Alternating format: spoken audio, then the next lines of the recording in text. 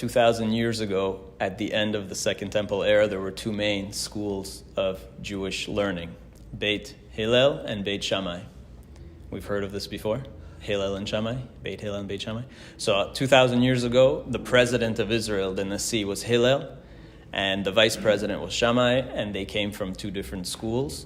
And Hillel's school was known to be more kind and lenient, and Shammai was more strict, more rigid, more, let's say, extremist. From the school of Shammai came later the Kanaim, the Zealots, who kind of started the revolt, the Great Revolt against the Romans, and were assassinating Roman officials and so on. So Shammai was known to be more stringent with the law, and Hillel was known to be a lot more lenient with the law. And Kabbalistically, we say that Hillel comes from the side of chesed, right, of kindness, of loving kindness, and Shammai comes from the side of gvura, of restraint, and din, of judgment. And if we remember, previously we discussed the story of the famous story of the Gentile who wanted to convert, and he came to Shammai and he said, "Convert me while standing on one foot." Remember that story? And Shammai said, "Get out of here. It's too difficult. You can't do it that fast." And he drove him away. And then he went to Hillel and asked Hillel to convert him on one foot. And Hillel, remember, he very quickly said, "Yeah, no problem. Just don't do unto others what you don't want done to you." And the rest is commentary, right? So Hillel was a lot more lenient, and Shammai was very strict. By the way, that story ends over there, that several people came to Hillel, and the conclusion is those people got together at the end and said that Hillel's kindness and gentle approach is what brought us under the wings of the Shekhinah. And had we listened to Shammai, we would have never gotten closer to Hashem. So the Hillel approach is the approach that's always favored in rabbinic literature. And in the Talmud, the Mishnah Talmud, you have several hundred differences between Beit Shammai and Beit Hillel. They rule differently on Jewish laws, and almost always Shammai is more stringent. Now really, we have a tradition that Hillel and Shammai themselves didn't actually have so many differences, but their academies, after their lives, as their academies grew, their students shifted more towards extremes and had a lot more differences. So and there are many differences that are given, again, at least 300 or something in Jewish law. So for example, in Masechet Brachot, this one, I'm pointing this one out because I think this is the one where if we would have followed Shammai, it would have been a lot more convenient, because it says on Shabbat, let's say when you do Kiddush, what is the order of doing Kiddush? The way we do it is we say Kiddush, then you go do Netilat Yadayim, and then you come back to the table and do Hamotzi. But Beit Shammai taught that first you should go do Netilat Yadayim, then sit at the table, then do Kiddush, and then say Hamotzi, which is a lot more kind of logical sequence, more convenient, because then you don't have to get up. Like what we do is we all sit down and you do your Kiddush, then everybody has to get up again, go and wash, and then come back to the table. And so it's a little inconvenient. So Shammai's approach was actually a little more convenient. First he said, Notli milei yadayim, ve'achar kach mozgim et hakos. So first wash, then do Kiddush, and then you can do Hamotzi. So you kind of save the trip. Oh, you could then change the order? No, we can't, because we follow Hillel. But I'm saying 2,000 years ago, this was a debate between the school of Shammai and the school of Hillel. So that's what I'm going to get to in a second. Another famous example is, are you allowed to lie, like a white lie, for the sake of peace? So the classic example is, if you're at a wedding and the bride is there, do you tell her that she is beautiful if you don't think that she's beautiful? Right, so Hillel says you can tell a bride that she's beautiful on her wedding day, even if you don't think so, because it's her wedding day, so you got to make her feel good. And Shammai, wait, that's good. So Shammai, hold on, you're jumping to conclusions. So Shammai is saying, no, you're never allowed to lie. Under no circumstances can you lie. So you want to make a bride happy on her wedding day, tell her the flowers are nice or something. You can tell her the food is good.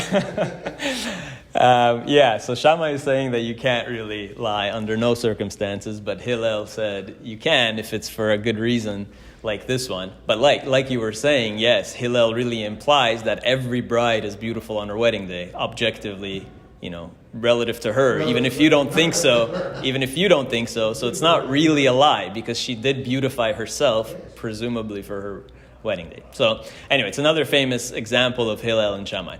Now, as we know, the conclusion is that Alacha ke Beit Hillel, that the law always follows, Jewish law always follows Beit Hillel.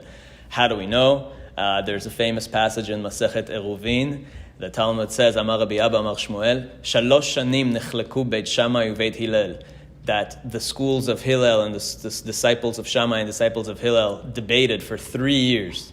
They were divided on Jewish law for 3 years. They debated. Halalu omrim alacha kmotenu, ve'alalu omrim alacha kmotenu. Each side is saying, no, the halacha is the way we say. Each side was affirming that they were correct in their interpretation of Jewish law. And finally, after 3 years, what happened? Yatz'a bat kol, a voice came from heaven. A heavenly voice resounded, ve'amra, and said, Elu va'elu divrei Elohim chaim hen. Both are the word of God. Both are true. Both are correct. Both are divine in their own way. Both are the word of God coming to life. Ve'alacha ke Beit Hillel. But the law goes according to Hillel. So a voice came from heaven to settle this debate. And a heavenly voice itself proclaimed that the law should always follow Hillel. Okay? And why? The Talmud continues. Why did Hillel get the credit? If they're both divine, if they're both correct, why does Hillel win? Mipnei ma zachu Beit Hillel likboa halacha kmotan. So why did Beit Hillel merit to be the victors in this debate if they're both the word of God? Mipnei shenochin ve'aluvin hayu. Because they were very gentle, they were very modest, they were very compassionate. Veshonin divrehen ve'divrei Beit Shammai. And they would learn not only their opinions, but also Beit Shammai's opinions. So they accepted both. Whereas Beit Shammai was not so much. Beit Shammai kind of said, this is it, we're right, and they didn't bother. Our way or the highway. Yeah, it was their way or the highway. Whereas Beit Hillel really tried to understand both sides and studied both ways, both methods, and they were very gentle and modest. Velo od ela shemakdimin divrei Beit Shammai ledivreihen. And not only that, but they would even quote Beit Shammai before they quoted their own position. So they were very respectful of other opinions. They had more openness, and they prioritized the path of peace. Because we know from Pirkei Avot that Hillel, his whole thing was to prioritize peace, to follow the path of peace, to always try to make peace. So that's why Beit Hillel won, because they were the more respectful, more gentle, more peaceful, kinder path. They were the side of Chesed and not the side of Gvura and Din. So we follow Hillel, but can you go by Shammai if you wanted to? Well, after that, but call it. Right. Even after that, so the Bat Kol came and said you have to follow Hillel, but could you optionally, if it is also a divine opinion and is correct in its own way, can you choose to follow Shammai if you wanted to? And the Talmud gives us a story in Masechet Brachot of this is what happened. When it comes to Shema, when you say Shema, you're supposed to, the mitzvah is to say Shema twice a day, right? In the morning and in the evening. Why? Because the passage in the Shema itself says, Uveshoch becha uvkumecha. When you lie down to go to sleep and when you rise in the morning, you have to say this affirmation that God is one. So Beit Shammai omrim, Beit Shammai would teach, Be'erev kol adam yatu veikra'u. When you say the evening Shema, you should lie down and then say Shema, like when you're lying down. Ubaboker ya'amdu. And in the morning, you have to say the Shema as you get up, like standing up. Why? Shene'emar, because the Torah says, Uveshoch becha uvkumecha. Because the Torah literally says that you should say Shema when you lie down and when you get up. So Shammai holds, being very strict and literal, you should lie down when you say the evening Shema, and you should stand up when you say the morning Shema. Ubeit Hillel omrim, but Beit Hillel said, no, that's not really the case. Kol adam koreh kederko. Every person can say the Shema however they want, in whatever position you need to be in to say the Shema. Why? Because the verse says uvlechtecha baderech, right? Which means you should say it on your way. Like depending on whatever derech you are in, that's how you should say the Shema. Okay, so imken lama ne'emar uveshoch becha uvkumecha. Why does the Torah say when you lie down and when you get up? Just in general, b'sha'a shebnei adam shochvim uvesha'a shebnei adam omdim. So generally, when people go to sleep, that's when you should say the evening Shema, and when people wake up in the morning, that's when you should say the morning Shema. Okay? You don't have to literally be lying down or standing up. You should just say it in those times when people generally lie down to go to bed and wake up in the morning. That's this difference between Shammai and Hillel. Okay? And of course, again, the law is like Hillel. So you can be in any position you want when you say Shema. But the story continues like this. Amar Rabbi Tarfon. So one of the rabbis, Rabbi Tarfon, says, Ani hayiti ba b'derech. He was on his way. Vehiteti likrot kedivrei Beit Shammai. So presumably it was evening now, and he wanted to go according to Beit Shammai, and he actually lay down to say the Shema, lying down. And what do you think happened? Vesikanti be'atzmi mipnei alistim. And gangsters came and started harassing him. Okay. So what did they tell him? Amrulo, the other sages told Rabbi Tarfon, Kidai ha'ita lechuv ba'atzmecha. You deserved it. You deserved to be beaten by thugs for doing that. Why? She'avarta al divrei Beit Hillel. Because you chose to follow Beit Shammai instead of going according to Beit Hillel like you're supposed to. So from this story we learn that you're not supposed to follow Beit Shammai. Even if you wanted to, you're supposed to go according to Beit Hillel. Because Rabbi Tarfon once thought that he'd go according to Shammai, and he was immediately accosted by gangsters, and the sages said that it was his divine punishment from heaven for breaking this rule, that you're supposed to go according to Hillel. Having said that, it seems like we shouldn't go according to Beit Shammai, but there are 18 laws that we do go according to Beit Shammai. To this day, there are 18 laws that people to this day follow according to Beit Shammai, which is really strange. And in another place, in one of the places that discusses these 18 laws, in Masechet Avodah Zarah, it says something amazing. It says, not only do we follow these laws, but it says like this, V'hatanan ein Beit Din yachol levatel divrei Beit Din, that one Jewish court cannot nullify the decree of another Jewish court. Okay? So if one Jewish court pronounces some decree, then you have to fulfill it, and another Jewish court cannot nullify that decree. Ela, unless im ken gadol hemeno bechokhma uveminyan, unless this new court is greater than the other court in number and in wisdom. So if you have a court that has more people on it and more wiser people on it, then they can nullify what a previous court instituted. Is it one or the other, or it has to be both? Bechokhma uveminyan. Yeah, bechokhma uveminyan.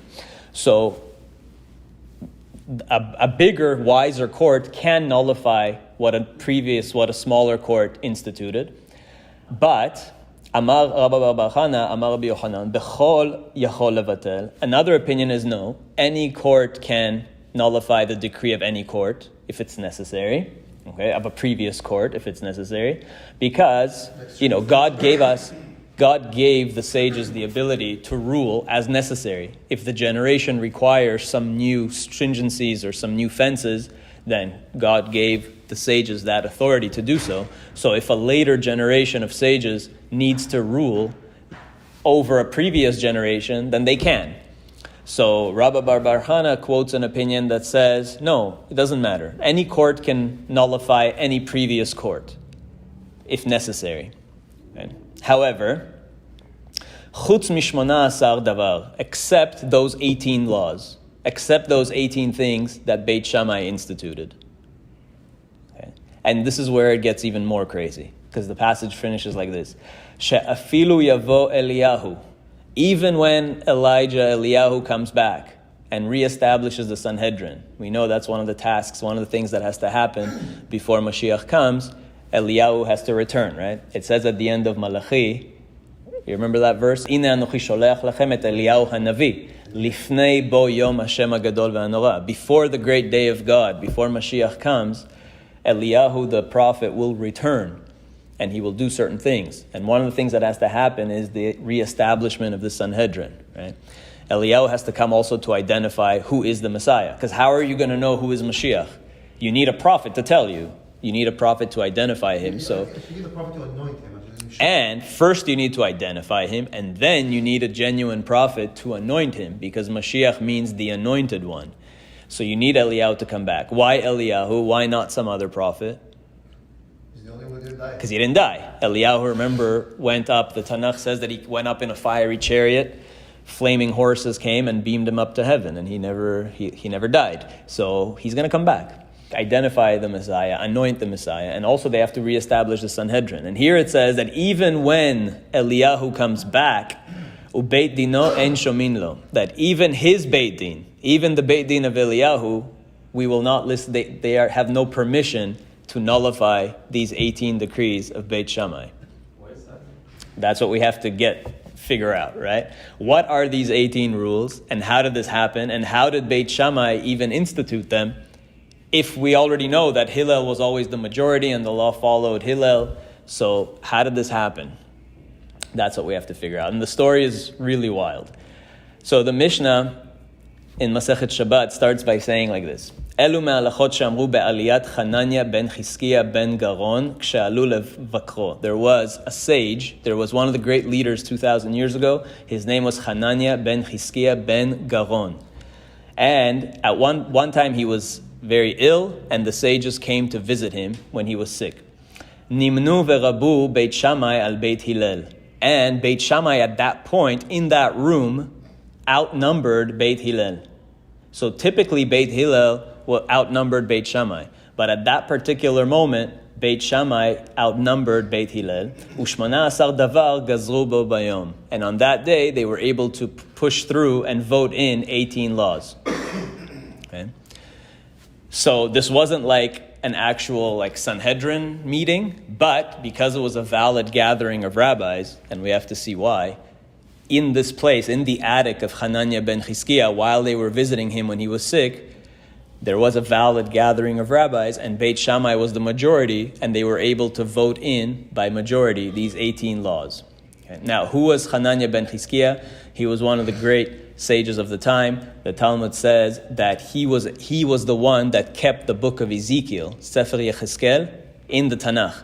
Because at that time, the sages wanted to get rid of that book, to remove it from the Tanakh, and make it one of the books of the Apocrypha, the Sifrei Chitzonim, to take it out of the Tanakh, because there were certain things that were contradictory in it, and maybe it was too mystical, and it was going to be removed. And I think that's going to be the subject of our next class, hopefully, about the Apocrypha, to do a little series about the Sifrei Chitzonim. Yeah, about the books that were taken out of the Tanakh or never made it into the Tanakh. And Ezekiel was one, Yechezkel was one of the books that almost didn't make it, that almost they were going to take out of the Tanakh. And this sage, Hananya ben Chizkiya, was able to resolve all the contradictions. It says he was holed up in his attic with 300 jugs of oil, and he didn't come out until he figured it all out and resolved all the contradictions, and they kept the book of Ezekiel in the Tanakh. So, how did this happen? When did this happen? It seems like it probably happened during the Great Revolt, when the Jews were at war with the Romans, so the Sanhedrin was shut down, and so the rabbis had to meet in secret in places like this, in little attics and rooms. That's the only time when they could pass decrees. And so that's probably when it happened, although some people say it happened earlier, in the time of Hillel and Shammai themselves, which was before, maybe 70 years before the temple was destroyed. Because remember, the temple was destroyed in the year 70. Hillel died around the year 10 of the Common Era. Okay, so Hillel passed away about 60 years before the temple was destroyed. And it's possible that it happened in the time of Hillel also, because we know at that time the king of Israel was Herod Hordus, and he was persecuting also the rabbis, and it's possible that it happened at that time also, that they had to kind of hide, and the Sanhedrin was shut down, so they had to meet somewhere else, and not on the Temple Mount where they would typically meet. The Yerushalmi, the Talmud Yerushalmi adds what happened, and it says like this: Oto hayom, that day, haya kashe leIsrael kayom shena'asa bo ha'egel. That day was as terrible for the Jewish people as the day of the golden calf. That day was as tragic as that day when Beit Shammai passed these 18 laws was as tragic as the golden calf. Okay, why? What happened? Rabbi Eliezer Omer, that day, Rabbi Eliezer says, that day, bo bayom gadshu et aseh, that day they filled the measure, which means he believed that they did a good thing, that Beit Shammai did a good thing. And Rabbi Yoshua, his colleague, says, bo bayom machku ota, they erased the measure, which means they did a really bad thing. Okay, so was this something good that they did, or was it something bad that they did? And why was that day as bad as the golden calf? And just a quick recap, these two rabbis, Rabbi Eliezer and Rabbi Yoshua, they were the students of Rabban Yochanan ben Zakkai, who was a student of Hillel. Just so you see that progression. So it goes Hillel. Hillel had 80 main students. The least of them was Rabban Yochanan ben Zakkai, who was the leader when the temple was destroyed. Rabban Yochanan ben Zakkai had 5 main students. Rabbi Eliezer and Rabbi Yoshua were among them. And then Rabbi Akiva was their student. Rabbi Akiva was a student of Rabbi Eliezer, of Rabbi Yoshua, yeah. So this is who these people were. And Rabbi Eliezer was more of a Shammai person. He was very strict. And Rabbi Yoshua was a genuine Hillel person, was very much Hillel, was very lenient. So Rabbi Eliezer says they did a good thing. And Rabbi Yoshua says, no, they did a terrible thing. They erased the measure. And later we also have to discuss the story of Rabbi Eliezer and Rabbi Yoshua, where another bat kol came. Remember that story? Where Rabbi Eliezer said he was right, and Rabbi Yoshua, remember that story? With the Tanur Shalachnai? We'll have to talk about that also. That's another bat kol story, where a voice comes from heaven and says, Rabbi Eliezer is always right. And Rabbi Yoshua said, no. Lo b'shamayim hi. We don't listen to bat kols. We don't listen to voices from heaven, because that's not proof. Yeah. Bat kol is like a voice from heaven. Who knows? An angelic voice. Apparently it resonates for everybody to hear. So Rabbi Yoshua, why did he think? Rabbi Eliezer thought it was a good thing that they passed these 18 laws. And Rabbi Eliezer said it was a good thing. And Rabbi Yoshua said it was a terrible thing, that they erased the measure. They did something terrible. Why? And the Talmud says in Avodah Zarah, it says, because ein gozrin gzera al tzibur, you don't pass a decree, you don't impose a decree upon the community unless rov tzibur yecholin la'amod ba, unless the community, the majority of the community, is able to actually fulfill that law. You can't make the law too difficult. If you make the law so difficult that people can't do it, what do you think is going to happen? They're going to stop keeping everything. And the Talmud quotes a pasuk from Malachi, which actually the same place, in the same chapter, in the 3rd chapter of Malachi that talks about Eliyahu. It says, Ba'me'era atem na'arim, ve'oti atem kov'in hagoy kulo. That's the pasuk. What does that mean? Literally it means, it's like you have cursed yourselves, you yourselves are cursed, and then you come to curse me, God says. Right? God is saying, you people have cursed yourselves, and now you are coming, all of you, hagoy kulo, the entire nation, to curse me. What is the meaning of this verse? And Rashi explains, Atem mekablim alechem gzera, you are taking upon yourself a decree that God never commanded, and you are becoming aru, you're becoming cursed. You're cursing yourself by making the laws too difficult. And then ve'achar oti atem kovim, and then you start cursing God because of it. Meaning, the rabbis make a bunch of laws, they're too difficult, so then the masses don't want to keep the law, and what do you think they end up doing? They end up cursing God, and they end up not keeping anything. Not only do they not keep the rabbinic laws, they end up throwing out even the Torah laws. So it's like they throw the baby out with the bathwater and get rid of everything. And we see that that has happened. Rabbi Yoshua was right. When you make decrees that are too harsh and too difficult, people are just going to end up being secular. They're going to say, I don't want any of it. Or you're going to be able to control the people better because you're going to be more... You would hope so. Rabbi Eliezer thought that, no, this is good. We're going to have more control. We're going to have more fences. We're going to make sure that people don't fall to sin. We're going to keep people from sinning. Rabbi Yoshua says, yes, but you're going to go too far. And people are going to get so fed up with it, they're not going to keep anything. And then the majority of the nation will become secular. And that's kind of the reality that we're in now. Right? So that's why Rabbi Yoshua said very presciently that they didn't fulfill the measure, they erased the measure. Right? They're kind of destroying Jewish law by making it way too difficult. Okay? Make sense? So now, can I rewind? Because Rabbi Yoshua said we were making things too difficult. Yeah. What was the other version? Rabbi Eliezer says that they filled the measure. They did a good thing. They perfected the law. They filled the measure. You're talking about year 10? 18 laws.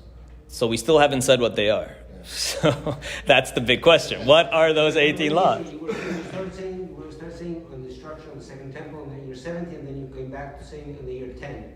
So No, that's just in terms of when did this event happen. Okay, so again, just to recap, there's this event that happened where a bunch of rabbis came to visit a sick sage, their contemporary. It turned out that in that room, I guess there were 70 of them, so it was like a Sanhedrin, and Beit Shammai turned out to be the majority. In that particular room, there were more Shammai scholars than Hillel, and so they were able to actually use that opportunity. Beit Shammai used that opportunity to push through 18 laws that they always wanted to push through, but Hillel would never let them. And suddenly they were able to do it. And they pushed through these 18 laws. Now, when did it happen? Did it happen in the time of Hillel and Shammai themselves? One place in the Talmud suggests that it happened in their own time, and that Hillel sat ashamed under Shammai. You know, Hillel, who was older than Shammai, had to sit under Shammai, and it was a shameful event. However, you can interpret that to mean that it didn't mean like literally Hillel himself, because we also know that Hillel and Shammai actually were good friends, and they didn't disagree so much. They only had a few disagreements. So you can read it as saying that the house of Hillel, the school of Hillel, was ashamed and sat, you know, kind of suppressed and oppressed by Beit Shammai. Okay.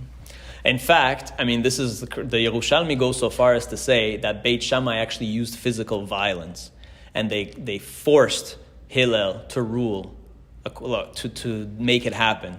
To the point where it actually suggests that some of Beit Shammai killed some students of Beit Hillel. Like it got violent to the point of a fatal violence. And the Shulchan Aruch even writes that there used to be a custom to fast on the anniversary of this day, which I believe was the 9th of Adar, that there used to be a fast day to commemorate this tragedy.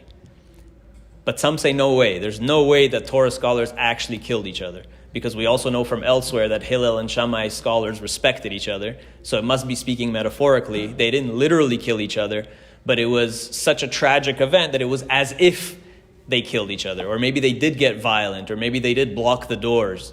They blocked the doors to the attic so no one could escape, and forced Hillel into submission and passed these laws while they had the majority. Okay. So that's why that day was as tragic as the golden calf, because it was such a terrible episode. So when did that happen? Did it happen around before the year 10, when Hillel and Shammai, or Hillel specifically, was still alive? Or did it happen around the year 70, or right before the year 70, during the Great Revolt, when Rabbi Eliezer and Rabbi Yoshua would have been there, and Rabban Yochanan would have been there? It seems like they would have been there, because they're commenting on what happened. And in terms of historically, it seems to be more likely that it happened before the temple was destroyed. So meaning Hillel was no longer alive at this point. Yes, at the end of the second temple. Because it's hard to imagine that this would have happened under the nose of Hillel and Shammai themselves. That's very unlikely, because they were very respectful of each other. So it's most likely that it actually happened at the end of the Second Temple era, during the Great Revolt. And we'll see why it had to happen then, when we look at what the 18 laws are. Because all of the 18 laws are about separating Jews from non-Jews. And the Talmud really says that all 18 of them are for the purposes of avoiding essentially intermarriage. Why? To avoid idolatry. So the Talmud says they really wanted Jews to stop falling to paganism and idolatry. And the main way that people became idolaters, Jews became idolaters, is through intermarriage, because they would marry other faiths and other pagan people. And so that would lead them to idolatry. Okay, so really they were trying to prevent idolatry. And to prevent that, they had to prevent intermarriage. And then to prevent intermarriage, they had to institute these things. So what were they? So the Talmud Bavli, there's a bunch of different lists, and they're not exactly in agreement with each other.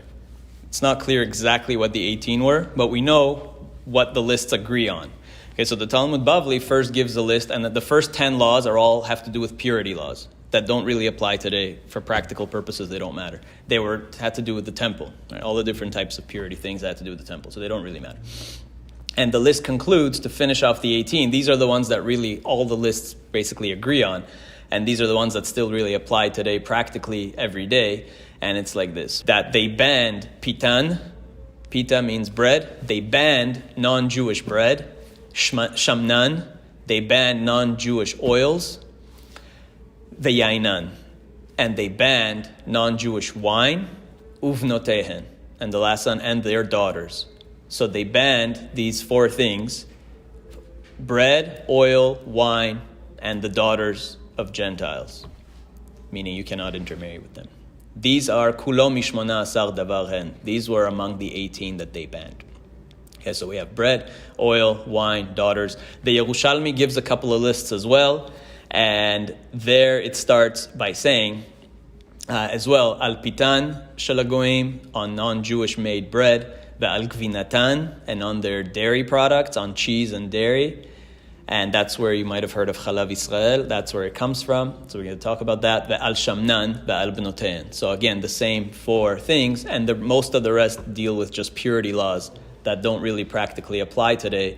But those ones are the big ones. So they banned bread, oil, wine, and the daughters of the Gentiles. Okay, and Rashbi gives a list as well, where he even adds vinegar and other things that they banned. But those 4 things we want to talk about. The first one is bread. You've heard of the whole thing of Pat Israel. You know, sometimes you go to the store and you see Pat Israel on the bread. So Pat Israel means that a Jew was involved in the production of the bread. At some stage in the production, a Jew was involved. Okay, so some people are stringent to eat Pat Israel, meaning that a Jew was involved in the production of this bread at some point. Is that really halacha or not? Is that a stringency? So Beit Shammai this is where it came from. Beit Shammai voted in this law against Hillel in a very violent way, apparently, 2,000 years ago, again, to make a divide between Jews and idolaters. Because they didn't want Jews to fall to idolatry, they said Jews cannot eat bread made by idolaters. Yeah. Now today there aren't really idolaters so much anymore, not like back then. Like Christians and Muslims wouldn't be considered idolaters for the most part. So, yeah. So how do you define idolatry, right? They were literally trying to prevent literal idolatry, which today we have figurative idolatry. People have various other kinds of idols, but it's not literal idolatry where they're bowing down to statues. Although that could still exist in some place. Maybe Hinduism. Yeah, there's a question if Catholics would be considered idolaters, because they do have icons and statues, and they pray to, the Virgin Mary and the various saints and things, whatever, angels. So Catholics have a questionable status. Protestants are not idolaters. Muslims for sure are not idolaters. Hindus, again, probably idolaters, again, depending on the type of Hindu. For the most part, yes, that would be considered idolatry. So this is a question. Can you eat Hindu-made naan bread if it was made by somebody who worshipped Ganesh in the morning and made naan bread in the afternoon? Could you eat that bread, assuming it has all kosher ingredients? So Beit Shammai instituted this law that you cannot eat bread made by idolaters, and now over time that became just eating Pat Israel, meaning the only way to assure that is that a Jew was involved in the production of the bread at some point. Now, the truth is, for much of history, this was not something that was observed very closely, and Jews ate bread that was made by their neighbors, by their non-Jewish neighbors. That was normal in most places, and you might have heard stories. There are a lot of famous stories about, I'm sure you've heard these stories about Jews after Pesach trying to get some bread from their Gentile neighbors, and sometimes they would try to poison the bread. You've heard these stories? There's a whole bunch of them. There's one that happened in Prague, with the Nodab Yehuda, that he saved the mass poisoning of the Jewish community because the non-Jewish bakers at the time, or maybe one baker or several, plotted to poison all the bread at the end of Pesach because they know that Jews at the end of Pesach will come to the Gentiles to buy bread because they don't have any. And so there was a plot to poison all the bread. And so it was spared. There's a few stories like that happen in Jewish history in different places. So, just to illustrate that Jews did actually consume bread made by non-Jews. The Arizal says, Rav Chaim Vital says about the Arizal that he was very careful to eat only Pat Israel, which implies that was a stringency that this great Kabbalist, the Arizal, did when others didn't. So, yes, this law was passed by Shammai in very interesting circumstances, but we see that for much of Jewish history, it was considered like a stringency, and Jews still ate bread made by Gentiles. And again, it depends on the definition of an idolater, right? Really they were trying to ban bread made by idolaters. So that's bread. That's an easy one. The cheese one is a little more difficult, because cheese, we still have this today. Actually, the cheese one is kept pretty stringently by a lot of people, of not consuming gvinat akum, like Gentile-made cheese, and consuming Chalav Israel, milk that was, again, at some point in the production process that a Jew was involved in getting this milk, in the drawing of the milk, in the milking process. That's called Chalav Israel. And many people are careful to consume only Chalav Israel made goods, okay, and milk. Okay. So again, that comes from here, from the 18 decrees of Beit Shammai. And the Talmud discusses this and says, well, we're worried with milk. We're worried that Gentiles might mix cow milk with other milks. They might dilute it with like horse milk, which did happen in some places, where you might dilute cow milk with horse milk. And then, of course, horse milk is not kosher because horses are not kosher. So because there was a concern that the milk would be diluted by other things, by other non-kosher things, then you want milk that was produced under Jewish supervision. That's Chalav Israel. But today, when milk is heavily regulated by the government, and nobody is mixing, not in the Western world, nobody is mixing cow milk or goat milk with other milks. So today people are very lenient, like various halachic authorities are lenient with consuming chalav stam, with regular milk. So technically milk doesn't need a kosher sign on it. You could buy any milk, like here in Canada or in the United States, because it is just pure milk. Like it's heavily regulated by the government, yeah. Please fill me in again on what the rationale was for this. So the Talmud says the rationale was by making sure that Jews won't eat with idolaters. If they don't go to their parties, they don't eat with them, they don't go to their parties, then they won't meet them, then they won't marry them, and then they won't become idolaters. That was the idea. So they wanted to make as deep a separation between Jews and non-Jews as possible. And again, this is what Beit Shammai pushed. And you can understand it, again, if this is happening during the Great Revolt, when they're fighting the Romans, and they want to separate themselves from Roman pagans, and they want to make a clear divide. Beit Shammai is very interested in rooting out the traitors, the collaborators, the people who are collaborating with Romans, people who may be intermarried with the Romans, right? In fact, you know that the general who actually oversaw the destruction of the temple was a Jew, believe it or not. So I can send you information about that later. But he was a Jew that had become a Roman. He was a secular Jew. And he was leading the Roman military at the time into Jerusalem. And he destroyed the temple. So, yeah. So I think Beit Shammai really wanted to make a clear division between Jews and Romans, between the people who are serving God and people who are serving pagan idols and things like that. And so they wanted to make this separation by, you can't eat with them, you can't go to their parties, you can't marry them, make a clear separation. So with gvinat akum literally means the cheese of idolaters. Akum is an acronym for ovdei kochavim, for literally the cheese of idolaters. So not eating the cheese of idolaters and not drinking milk that was milked by idolaters and so on. And that's to this day. You see Chalav Israel, right, on cheese, on dairy products. There's kosher, but not Chalav Israel. That's like Chalav Stam. Yeah, like an OU or an MK that has milk ingredients, but is not Chalav Israel. And then there's also Chalav Israel. Sior also, that's right. Okay, so that's dairy. But today, again, like when the milk is regulated, cheese is a little more complicated because cheese has rennet, and rennet originally comes from cow guts, from the juice, the digestive juices of the cow. And so that's a problematic thing because if the cow wasn't shechted, is the rennet kosher or not? Now, Italian Jews had a tradition to eat all cheese. I guess that comes with being in Italy. It's lots of cheese. So they always ate all cheese. But generally the halacha is that cheese, because the rennet should come from a kosherly slaughtered cow, then cheese isn't kosher. But today, the cheese market is actually over 90% artificial enzyme. Nobody really uses cow guts anymore. Over 90% of the cheese market is synthetic enzyme made in a lab, genetically modified bacteria, or something like that, like from genetic engineering. It's called modified milk ingredients, basically. Not even just like in the production of cheese, they'll use milk. No, it's called chymosin or like artificial rennet, and so it doesn't come from a cow. So technically, cheese today, unless you're getting some like boutique artisan cheese that's like made naturally in the mountains of Switzerland or something, if you're getting like regular cheese, chances are it actually is fine. And again, anyways, Italian Jews ate all cheese, but even today, halachically, when we're stringent with cheese, now in the last 20, 30 years with genetic engineering and all that, it's all like bacterially produced chymosin, so it's artificial. So you don't have anyways the cow guts in the cheese. Right? So you can be lenient. We first started talking about the bread.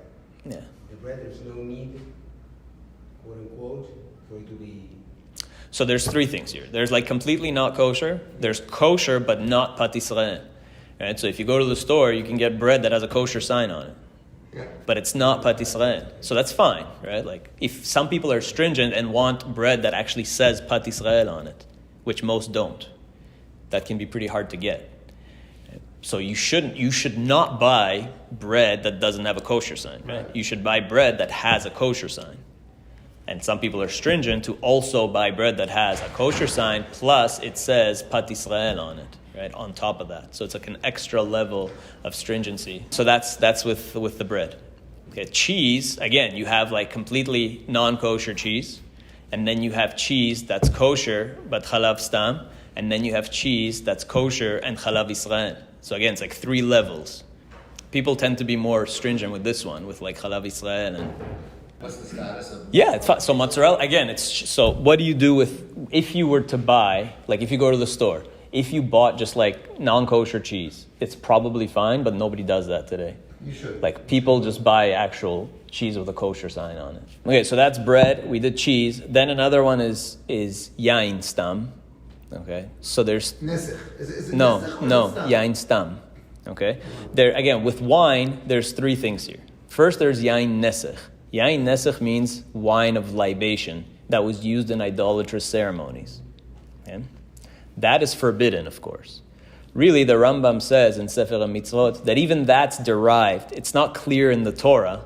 Like nowhere in the Torah does God command not to drink that kind of wine. But in Parashat Ha'azinu, it says there that God punished us for drinking their yain nesech. So because of that, we can derive, the Rambam says we can derive it as one of the 613 commandments that we're not allowed to drink this type of wine. But even that's a derivation. Because the Torah does have a blanket prohibition on participating in anything idolatrous, but it doesn't specifically say wine. And then later, in these admonitions in Ha'azinu, there God says that you guys, went off the derech and drank yain nesicham. You drank their idolatrous wine. So from that we can derive that you're not allowed to drink idolatrous wine, which makes sense. Then there's yain stam, which means it's not libation wine. It's just wine made by Gentiles. When you walk into any liquor store or whatever, alcohol store, you go to LCBO, all those non-kosher wines, they're not yain nesech because they are not used in idolatry. Right? They're just mass-produced wines made wherever by secular people in California. Like nothing to do with idolatry. They're made by machines. Right, and they're mostly just machine-made, exactly. So that's yain stam. It's not yain nesech. Yain nesech would be like maybe if you go to a Catholic church and the communion wine, that would probably qualify. Not probably. I would say that would be yain nesech. Remember the question I posed to you Yeah. about the oil that I got? Oh, I'll get to oil. Hold on. So like in a communion wine in a Catholic church, that would probably qualify as yain nesech. That they haven't used, or the one that they actually No, used? really, by the letter of the law, the one that the priest already turned into the blood of Right, Jesus, right. that would be idolatrous wine. The wine that they still haven't used would probably not be yain nesech yet. That would probably be yain stam until they've used it in idolatry. Now it's yain nesech. Right? But that's subject to some debate. I mean, at what If point? it's not sealed. Yes, at what point does that become yain nesech? That's a question. Is it yain nesech really from the beginning, from when it's harvested, if it was harvested with that intention of... Anyway, actually that's something... Hillel and Shammai actually debated this, about the status of wine from the point of harvest. Okay? So that's actually, that is subject to debate. But generally speaking, wine that was not used for idolatrous purposes or not made for idolatrous purposes, is just made for commercial drinking use, recreational, whatever, that's yain stam. So today the halacha is, and this is the one that everybody is stringent on, that you cannot purchase wine unless it has an actual kosher stamp on it. Like, you cannot consume yain stam, and that's become universal. Although, again, various halachic authorities over the centuries were lenient with consuming yain stam. And where did it come from? It came from Beit Shammai. Okay? So Beit Shammai imposed yain stam. That of all things came from Beit Shammai. Yeah, and I'm going to clarify that in a second. Because the next one is oil, which is the shemen. Beit Shammai instituted for the same like wine and milk, that you should have oils that were made by Jews, that were pressed by Jews, and not by idolaters. Beit Shammai was Italian, that's why he ate cheese and wine. Beit Shammai wasn't. Maybe Beit Hillel maybe was. Yeah, so Italians, thanks for reminding me. Italian Jews, again, very religious Italian Jews, would eat all cheese and drink all wine. Really? Yes. So I work with somebody in my yeshiva who comes from a very religious line of Italian Jews and rabbis, and I asked him about this, and he said, yeah, like his grandparents, his great-grandparents, they consumed all yain, all Italian wine.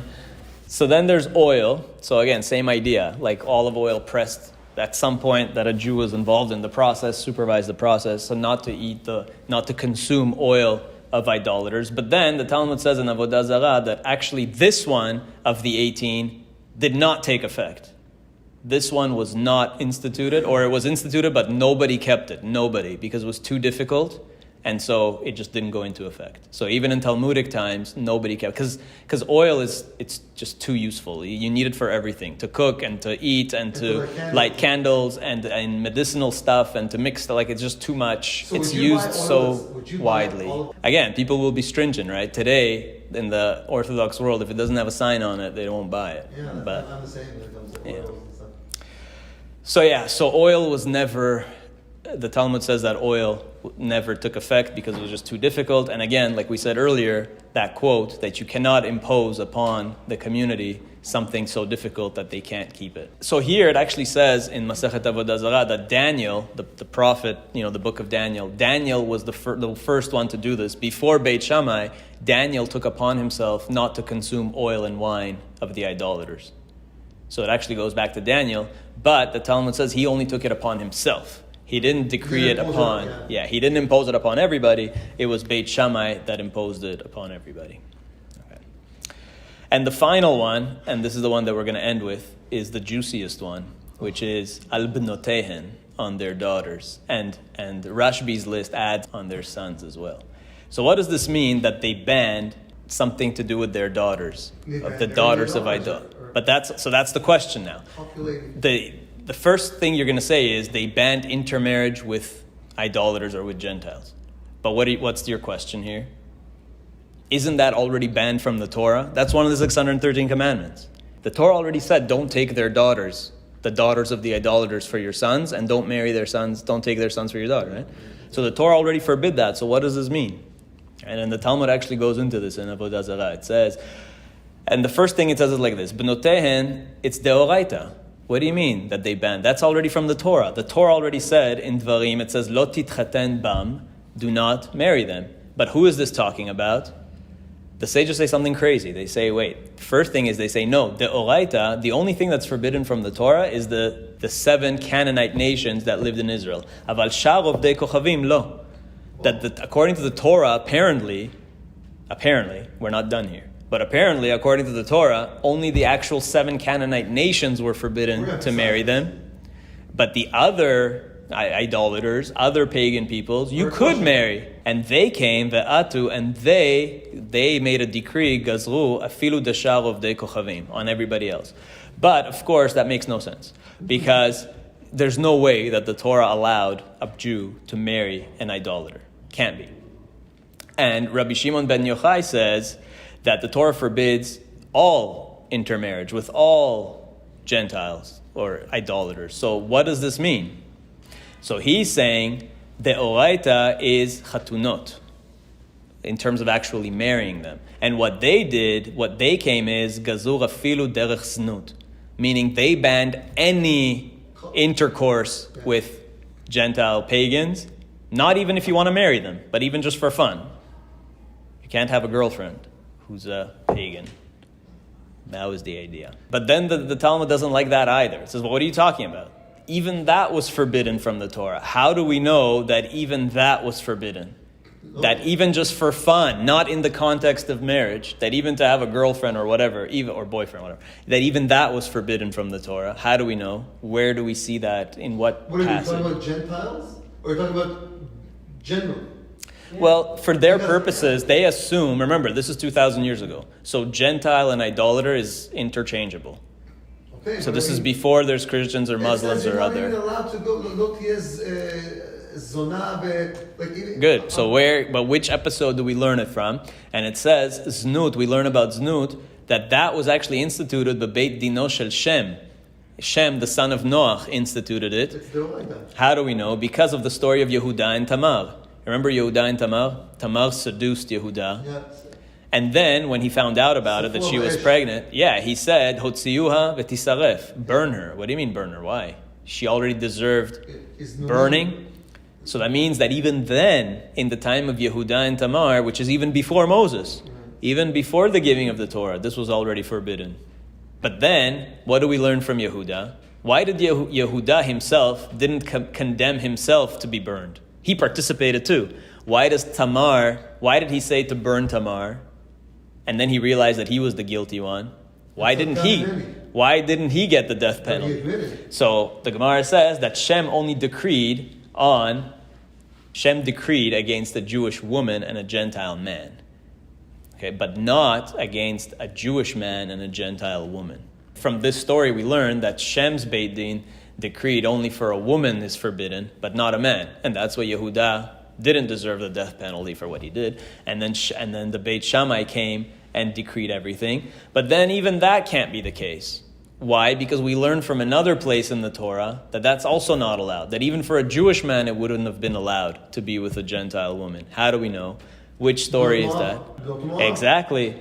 Israel Abala Ovedet Kochavim. How do we know that that's Alacha LeMoshe MiSinai? That goes all the way to Moses at Mount Sinai. Because what happened with Pinchas and Zimri? Remember, Zimri slept with a Midianite woman and Pinchas killed him. And he was allowed to do so. So that means even then it was already forbidden. Okay, so what's the conclusion? The conclusion is that the Torah forbid doing it publicly because Zimri did it in public. He had publicly known that she was his girlfriend, that Cosby was his girlfriend. And what Beit Shammai did is they prohibited it even privately, in any context, anywhere, any intimacy with an idolater. That's what they did. That's what Al Benoteim means. Are even more. And the Talmud says that it was actually first banned. This was actually first done by the Hashmonaim in the Hanukkah story, presumably because a lot of Jews had Greek girlfriends at the time. And so the Hashmonaim already instituted that, and Beit Shammai brought it back. We're out of time. There's a lot more to discuss here. But to conclude, two things. Number one, in Masechet Sotah it says, Misherabu Talmidei Shammai veHillel, shelo shimshu kol tzurkan, rabu machlokot beYisrael. That from the time that there was many Rabu Talmidei Shammai veHillel, once their schools became very big and they had many disciples, and the divisions and the debates and the disagreements proliferated, and it got to the point that v'na'aset Torah kishtei Torot, that the Torah became like two Torahs, and it became like two different religions. Beit Shammai and Beit Hillel were like just two separate, were so different that they were like two different religions even. So we want to avoid having that. And presumably that's why they ruled that halacha should always just go according to Beit Hillel. Which begs the question, why are some of these things, like these among these 18, like the Chalav Israel, Pat Israel, Yain on the Yain stam, why are these a thing? If they are Shammai rules, why do we keep them if we're supposed to go according to Beit Hillel? So that's a big question, and I'm going to leave it unanswered. But there's one Tosefta in Aduyot which says like this: Le'olam halacha kedivrei Beit Hillel, that forever the law should follow Hillel. Ve'arotze la'asot le'achmir, if somebody wants to be stringent, le'achmir al atzmo ulinhog kechumrei Beit Hillel ukechumrei Beit Shammai, if somebody wants to be stringent and say, you know what, I'm going to do all the stringencies of Hillel and all the stringencies of Shammai. I'm going to take it upon myself. I personally want to take all these stringencies. Al ze ne'emar, On this person, they say, the verse in Kohelet that King Solomon said, "Ve'achsil bechoshech olech," that this person's a fool who walks in darkness. And so a person who's going to be stringent and wants to take upon himself all these stringencies, they say about this person that they are a fool who walks in darkness. However, atofes kulei Beit Shammai ve'kulei Beit Hillel, somebody who's going to go according to everybody's leniencies and say, I want all the leniencies of Hillel and all the leniencies of Shammai, because sometimes Shammai is lenient. There are some cases where Shammai is lenient compared to Hillel. Somebody who's like that, this person is called a rasha. This is a wicked person, right? Who just wants all the leniencies. So if you're going to go according to all the stringencies, you're a fool. But if you're going to go according to all the leniencies, you are wicked. The conclusion is, what you should do is either go kedivrei Beit Hillel kekulen vekechamurein, or kedivrei Beit Shammai kekulen vekechamurein. So either you follow Beit Hillel strictly, the stringencies and the leniencies, or you follow Beit Shammai completely, the leniencies and the stringencies. But you can't pick and choose. Right? That's an interesting Tosefta. And you also have to keep in mind the first thing that we started, that any Beit Din can nullify anything, but not these 18 decrees. So how do we make sense of all these? And why were those decrees even valid? If Beit Shammai did it by some kind of ruse, through violence, in an inappropriate situation, why do we even consider that okay? How was this even a valid Sanhedrin? And if that day was as bad as the golden calf, why were they instituted? And if they were instituted under such false pretenses, why did they become a thing? Except the shemen. Really, the shemen didn't become, the oil didn't become widespread, but the other 17 did. And why? The Talmud says, well, because people took them upon themselves. Because a majority of people took them, now it becomes halacha, because the majority of Israel accepted it. But did the majority of Israel accept it? Because we see for much of history, they didn't necessarily accept things like Pat Yisrael or Chalav Yisrael. And Italian Jews also didn't accept it at all. So was it really ever universal? Doesn't look like it. So what does that mean for us today? What do we make with these 18 laws of Beit Shammai and Beit Hillel? I'll leave that to you.